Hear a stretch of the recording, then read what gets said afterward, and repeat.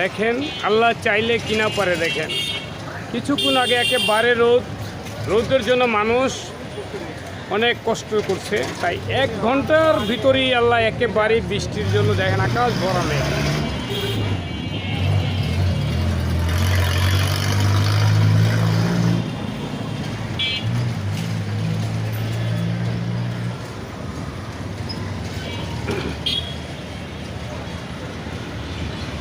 বৃষ্টি সেটাও কিন্তু আল্লাহর একটা নিয়ামত।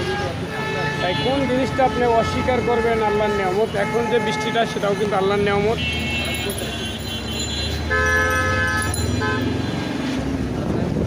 প্রচুর ঝড়, একেবারে আকাশ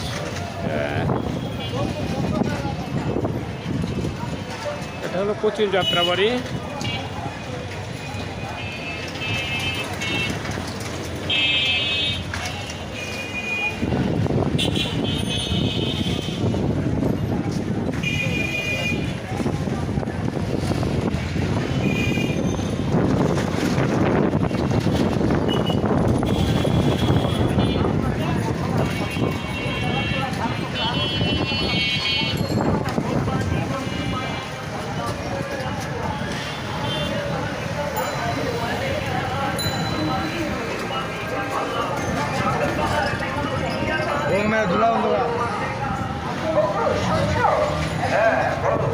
আমাদের পাশের বাড়ি হাবিব খান আজ আছে না